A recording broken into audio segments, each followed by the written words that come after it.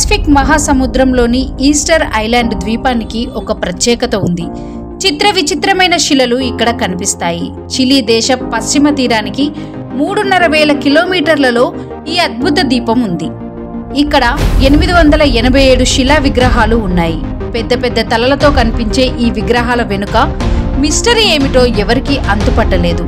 Easter island ద్వీపంలో నివసించిన మూలవాసులైన రాపనుయి వాసులు 13వ శతాబ్దంలో ఈ శిలా విగ్రహాలను రూపొందించారని చరిత్ర చెబుతోంది. వీటిని మోయి విగ్రహాలు అని పిలుస్తారు.